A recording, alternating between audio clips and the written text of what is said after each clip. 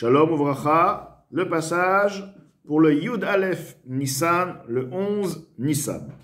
Vehainu afilu im eno osek shelo lishma, ce qui vient d'être dit d'une personne qui étudie la Torah sans ressenti d'amour et de crainte.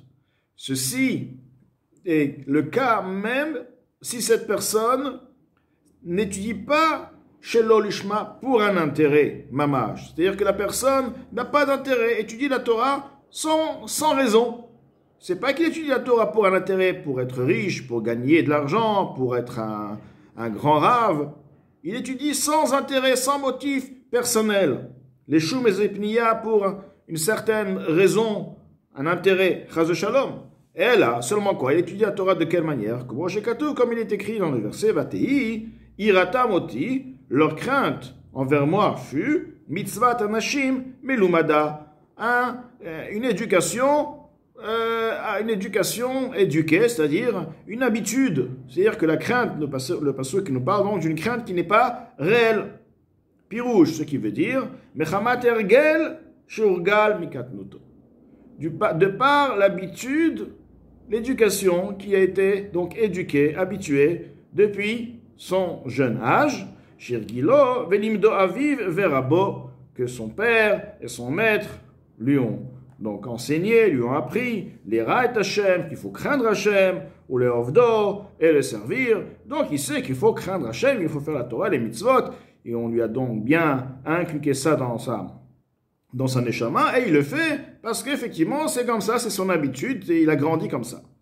Ve'en osek lishma mamash, mais tout de même, c'est vrai qu'il fait la Torah parce qu'il sait qu'il faut craindre Hashem, mais eno osek lishma mamash. Ceci ne veut pas dire tout de même qu'il sert Hashem lishma pour le nom d'Akadosh Baruch Hu, pour le nom de la Torah, veut dire comme elle se doit.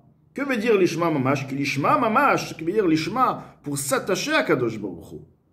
Parce qu'étant donné qu'il a en lui le désir de s'attacher à Akadosh Baruch Hu, et s'attacher à Akadosh Baruch Hu, c'est de par la Torah et les mitzvot. Donc ceci n'est pas le cas. Cette personne, effectivement, étudie et fait toutes les mitzvot parce qu'il a une habitude, il était habitué, il fait la yeshiva, il fait tout le processus à 100%, mais il n'a pas cette motivation, ce désir, je vais maintenant faire la Torah parce que je vais faire cette mitzvah, je veux m'attacher à Hashem, je suis pressé, je veux m'attacher à Hashem, j'ai pas le temps, je vais faire cette mitzvah davantage. Il n'a pas ce sentiment du tout. Ki lishma mamash, car étudier la Torah, faire les mitzvot, lishma pour son nom, comme elle se doit, il n'est pas possible lo itorerut derchilu urchimu atevim, sans le réveil de la crainte et de l'amour naturel, al kol panim du moins, leotzian mehester alev et la gilouille. C'est la moindre des choses pour avoir une motivation réelle. Il n'est pas possible d'être motivé par une chose si on n'aime pas la chose. Je vais être motivé à faire une chose. Si je n'ai pas un intérêt, si je n'ai pas un amour ou une crainte envers cette chose-là, je ne vais pas vraiment le faire parce que je veux m'attacher à cette chose-là. Donc on ne peut pas dire, je fais la Torah et les mitzvot sans éprouver l'amour d'Hachem et la crainte, effectivement, mais je veux m'attacher à Hachem. C'est pas possible. Pourquoi tu veux t'attacher à Hachem si tu n'aimes pas Hachem? Aimer Hachem veut dire tu ressens comme tu aimes les choses de ce monde et les choses qui te tiennent à cœur. Voilà, là tu aimes et là tu vas le faire avec toute ta personne, tout ton être. Donc, il n'est pas possible réellement de dire je fais la Torah et la mitzvot pour m'attacher à Hachem, même si je ne ressens pas l'amour réellement, mais je sais qu'il faut aimer Hachem, je sais qu'il faut le craindre et je veux m'attacher. Tu ne veux pas t'attacher à Hachem. Tu ne veux pas dire je veux. Tu n'as pas ce désir. Pour avoir ce désir et dire je veux, il faut déjà avoir la base. Il faut avoir un amour à la chose, une crainte à la chose. Et là, effectivement, il peut y avoir par la suite un désir du fait qu'il y a l'amour à la crainte. Et c'est donc dans les mots, l'Admour Zaken nous explique ça. Et je reviens encore quelques mots pour que ce soit tout bien expliqué. Kilishma mamash, donc 2 lignes plus haut. Kilishma mamash yefshar, car pour servir Hachem, lishma veut dire pour s'attacher à Kadosh Baruch Hu, comme l'Admour Zaken nous a donné cette explication dans les prakim, les premiers prakim du Tanya, donc Perek E. Lishma mamash yefshar, il n'est possible, belo. Il n'est pas possible de le faire sans le réveil de crainte et d'amour naturel, al kol panim du moins, leotzian mais ester alev, de les extraire du voilement du cœur. Il n'est pas suffisant de dire j'aime Hachem dans le cœur, j'ai un amour qui se trouve. Je suis sûr que tu as un amour parce que tu es une parcelle de Hachem, tu as un itzutz, une étincelle divine, et forcément tu aimes Hachem. Mais c'est voilé totalement. Donc là, il faut le sortir du voilement du cœur.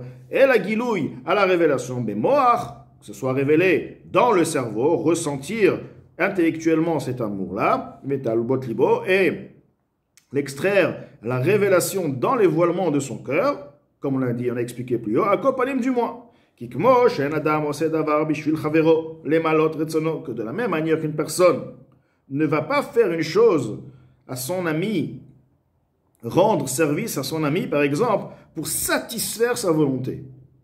Et la imken, seulement si la personne, s'il aime son ami, ou alors il craint de son ami.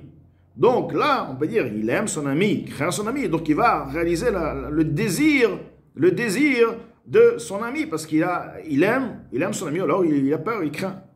Car de même, il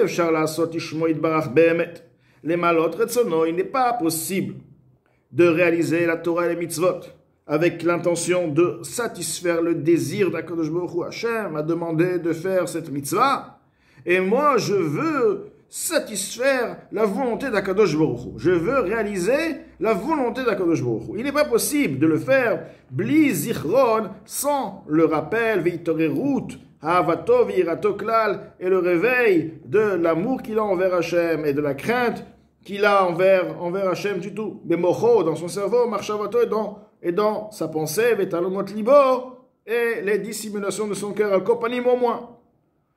Vegam, ahava levada, et maintenant, même si la personne effectivement a atteint l'amour, il a réveillé un amour, mais un amour seul n'est pas suffisant. Ena nikred beshem avoda, il n'est tout de même pas appelé par le nom de service. Un service est une avoda, une application qui se fait avec les sentiments. Les sentiments doivent avoir en eux les deux points, le côté de chesed et de gvura, ahava ve'ira. Beli ira tata'a, sans la crainte inférieure, les fachot du moins, shim yisuteret, belev kol Israël. Celle-ci est également voilée dans le cœur de tout Israël, comme est expliqué plus loin. Donc, il est nécessaire de réveiller la crainte et l'amour pour effectivement, de par cette crainte et d'amour, avoir le désir de servir Akadosh Baruch Hu. Pourquoi je veux servir? Pourquoi je veux faire la volonté d'Akadosh Baruch Hu? Parce que je l'aime.